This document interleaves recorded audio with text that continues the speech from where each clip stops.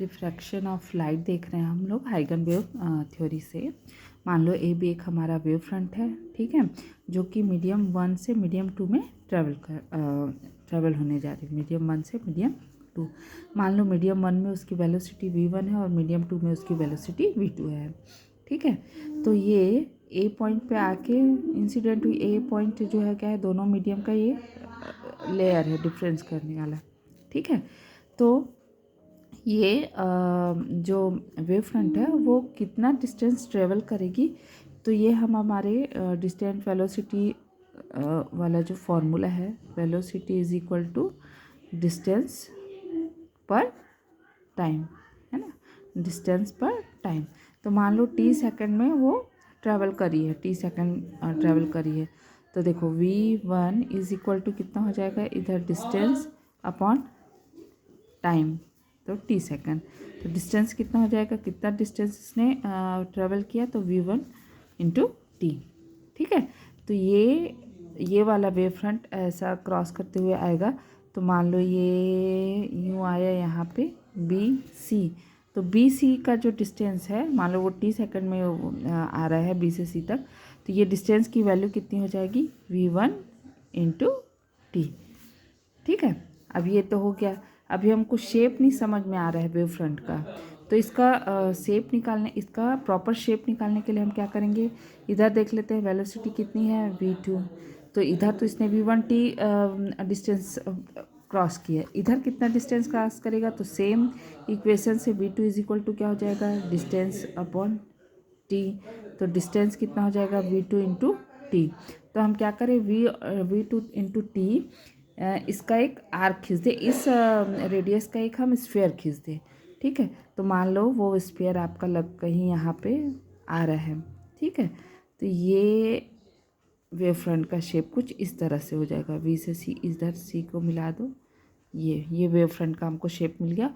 और ये जो डिस्टेंस है, मान लो इस पॉइंट को हम ई से दर्शा रहे हैं, ई से डिनोट कर रहे हैं, तो ए ई इज इक्वल टू कितना हो जाएगा, v2 इंटू टी, ठीक। तो ये हमारा वेव फ्रंट का शेप मिल गया हमको। Where B C is equal to v1 into t and A E is equal to v2 into t. मेरे ख्याल से ये समझ में आ रहा होगा डायग्राम ये बीच में, ठीक है।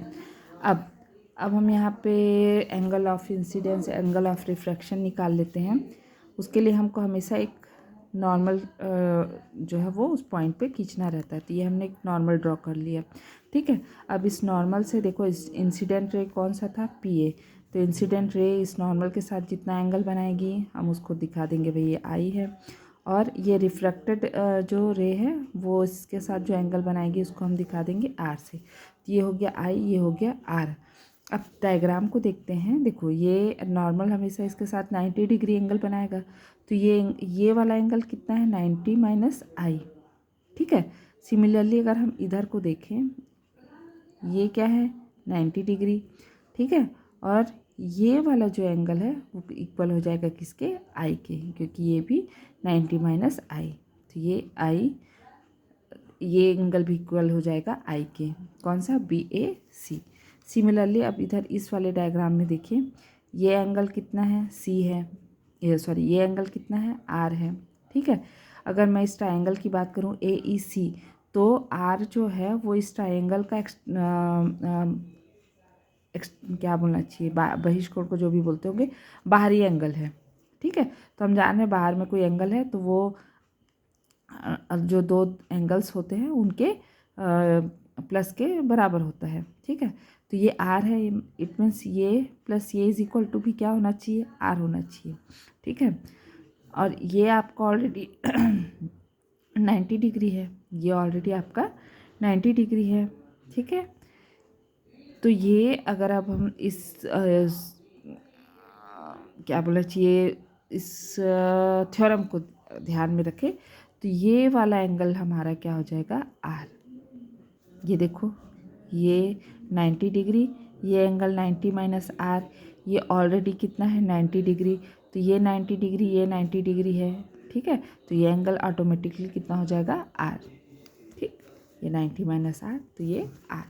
तो हमको आई और आर जो है वो दो ट्राइंगल्स में भी मिल गया है। BAC में हमको I मिल गया है ना, और AEC में हमको R मिल गया। ठीक, यहाँ पे लिख लेते हैं। हमको मिल गया क्या, angle BAC is equal to कितना मिल गया, I, और angle ACE is equal to क्या मिल गया, R। अब चूँकि ये दोनों ही देख हमको प्रॉपर एक ट्राइंगल के अंदर मिल रहा है, तो अब हम इन ट्राइंगल में, और ये 90 डिग्री वाला ट्राइंगल है, तो हम इसमें साइन आई और साइन आर की वैल्यू निकाल सकते हैं। तो देखो sine i is equal to कितना हो जाएगा हमारा ट्राइंगल, यहाँ पे लिख देते हैं ट्राइंगल किससे, ABC, from triangle ABC sine i is equal to कितना हो जाएगा आपका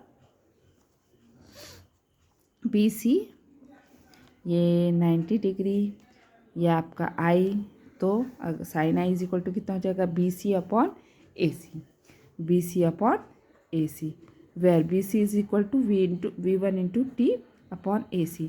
सिमिलरली हम from triangle AEC we find sine are.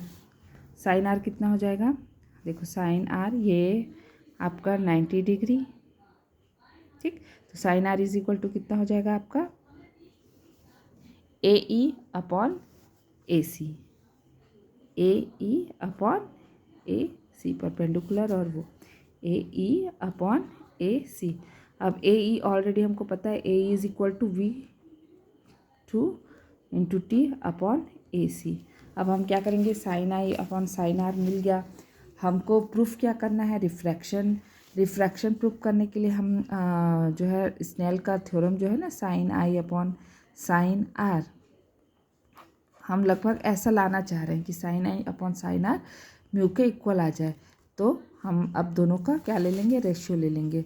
Equation number 1 और इक्वेशन नंबर 2 को आपस में डिवाइड कर देंगे। ठीक है, चलो डिवाइड करते हैं, इसको यहीं रखते हैं। Sine i upon sine r value रख देंगे, तो V1T अपॉन AC और अपॉन V2T अपॉन AC आपका कैंसिल हो गया, तो sine i upon sine r हमको मिल गया, TT cancel, V1 upon V2। चलो एक स्टेप हम समझ लो, ये थर्ड इक्वेशन हम एक स्टेप पहुंच गए, V1 प्लस V2। अब मान लो वैक्यूम या एयर में प्रकाश का जो वेलोसिटी वो C है, ये हम जान ही रहे हैं कि मान लो एयर या वैक्यूम में प्रकाश उसका लाइट का जो वेलोसिटी कितनी है, C है, ठीक है। और आपका जो ये आ रहा है लाइट, वो वैक्यूम के बाद फिर मीडियम में आ रहा है, वैक्यूम उसके बाद मीडियम 1, वैक्यूम उसके बाद मीडियम 2। अगर ऐसा हम माने तो हमने ये रिफ्रैक्टिव इंडेक्स के लिए ऑलरेडी पढ़ा हुआ है कि म्यू वन मीन्स वो कहाँ से कहाँ ट्रेवल कर रहा है, वैक्यूम से मीडियम 1। अगर ऐसा है तो इसका हमको वैल्यू कितनी मिल जाती है, तो पहले मीडियम में लाइट का वेलोसिटी अपॉन दूसरे मीडियम में लाइट की वेलोसिटी ये है। तो पहले मीडियम यानी वैक्यूम में वेलोसिटी कितनी है, C, फिर हम अपॉन कर लेंगे पहले मीडियम में कितनी है वेलोसिटी, तो V1। Similarly μ2 is equal to कितना मिल जाएगा, तो वैक्यूम में वेलोसिटी C और मीडियम 2 में वेलोसिटी V2। ठीक है, अब यदि हम μ1 अपॉन μ2 कर दें, μ1 अपॉन μ2 कर दें, तो देखो क्या हो जाएगा हमारा equation, C upon V1 upon C upon V2, C cancel, ये हो जाएगा V2 अपॉन V1। ठीक है, अब इसको ले जाके हम हमारे इस वाले इक्वेशन में पुट कर देंगे। ठीक है, तो V2 अपॉन V1 हमको मिला है, हमको पुट करना है V1 अपॉन V2। तो ये इक्वेशन नंबर दे दीजिए इसको, इक्वेशन नंबर 4, 3 और 4 से देखिए, sine i upon sine r is equal to V1 upon V2, है ना। तो ये वाला रेशियो चेंज हो जाएगा, μ2 अपॉन μ1, और यही हमारा कहीं ना कहीं स्नेल का नियम है, या देखो इसको हम ऐसा भी लिख सकते हैं, μ1 sine i is equal to mu two sine r, ठीक। या फिर हम इसको ऐसा भी लिख सकते हैं, sine i upon sine r is equal to mu one, ठीक। या फिर हम इसको और जनरलाइज फार्मूला कर दें तो ये sine i upon sine r is equal to mu, और यही हमारा स्नेल का नियम है। और यदि हमको स्नेल का नियम मिल गया, यानी ये रिफ्रैक्शन को क्या कर रहा है, प्रूफ कर रहा है, रिफ्रैक्शन की क्या कर रहा है, एक्सप्लेन कर रहा है।